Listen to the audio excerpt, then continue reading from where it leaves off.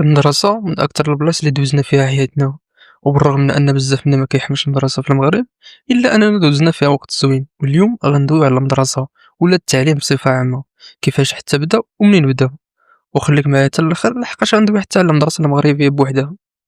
أولا التعليم ماشي شي حاجة اللي جديدة، التعليم كان من شحال هادي، واخا كيختلف على اللي كنعرفو حاليا ولكن كيبقى تعليم، والهدف ما كيتبدلش، هو تطوير الشخص معرفيا وفكريا. والتعليم نقدروا نرجعوه حتى لعهد الرسول صلى الله عليه وسلم، فاش كان كيجلس هو والصحابة في الجامع وكيعلمهم الدين.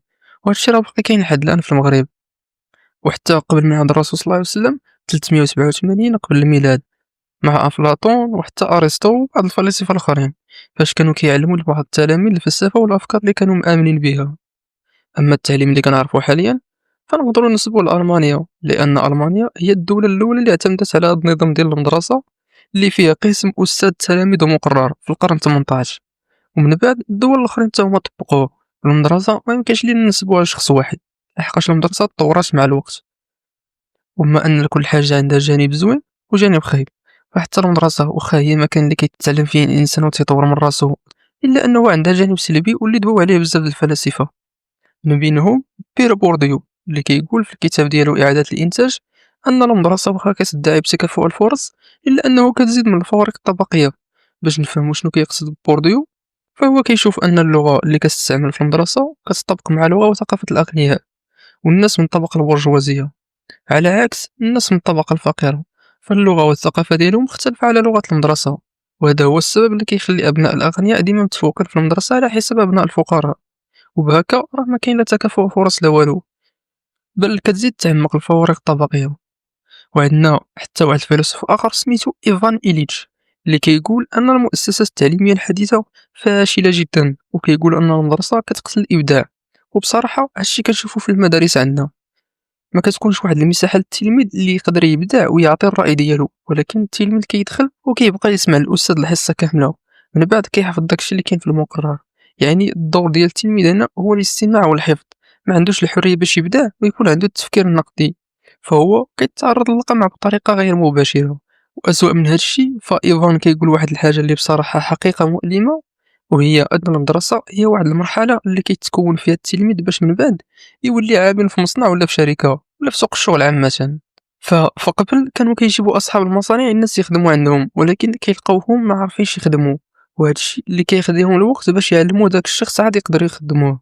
فمن هنا جات الفكرة ديال المدرسة، وهذه راه كاملين كنشوفوها في المجتمع ديالنا. فالتعليم عندنا ما كيعلمكش كيفاش انك دير مشروع او شركة، ولكن كتعلمنا كيفاش تخدموا فيها، وما كتعلمناش اننا ندخلوا في السلطة ولا في السياسة. وهذا الشيء اللي خلى نفس الوجوه عندنا في الحكومة ما كيتبدلوش، ولا تبدل كيدخل ولدو بلا الصوت، ولاو عندنا المناصب في السلطة وراثية. اما ابناء الطبقة الكادحة كيخدموا وظائف بسيطة جدا، هادشي الا خدموا بعدا. المدرسة عموما الهدف ديالها ماشي انها توعيك وتربي فيك التفكير النقدي، لا والف لا. المدرسة كتخليك تولي شخص مطيع وما عندوش القدرة انه ينتقد، لحقاش التفكير النقدي ماشي من صالح بعض الاشخاص، والوعي هو اخر هدف المدرسة تقدر تحاول تربيه في التلاميذ. لحقاش الا الناس وعات فراه غتعرف شنو اللي كيطرا وسط السلطة، وغتعرف الفساد اللي كاين، وحتى فين كيمشيو الثروات ديال البلاد. على عكس هادشي اللي وقع حاليا، فمعظم الدول وخاصة الدول الافريقية فهي عندها ثروات هائلة من المعادن والذهب، واخا هكاك كاع الدول الافريقية كتعاني من الفقر، بل وأسوأ من هادشي كاينين دول فيهم مجاعات والثروات فين كيمشيو الله اعلم. خلى سيدنا. غير أنني بعد الاطلاع على الأرقام والإحصائيات التي تتضمنها هاتين الدراستين، والتي تبرز تطور ثروة المغرب، أتساءل باستغراب مع المغاربة: أين هي هذه الثروة؟ اما المدرسة المغربية فراه كينطبق عليها هادشي اللي قلنا كامل، وزيد عليها مرتبين في المرتبة 154 من ناحية جودة التعليم. هنا ما غاديش نهضر على السلبيات ديال المدرسة المغربية، لحقاش غادي نعاود داكشي اللي قلت من الاول. فهنا غندوي كيفاش انك تكون راسك براسك، لحقاش اللحظه اللي كتعرف فيها ان المدرسه او التعليم ما غاديش يوعيك، فهنا المسؤوليه كترجع لك انت. ما حدك عارف ان المدرسه ما غاديش تطورك وتوعيك ومازال كتعول عليها، فراه المشكله منك انت وماشي من المدرسه. انا ما كنقولش انك خاصك تخرج من القرايه، ولكن خاصك تقرا على برا المدرسه. نقدروا نسميوها التعليم الذاتي او التكوين الذاتي، يعني لما اللي بغيتي تقرا ما خاصكش تعول على التعليم 100%، خصوصا من الناحيه الماليه والسياسيه.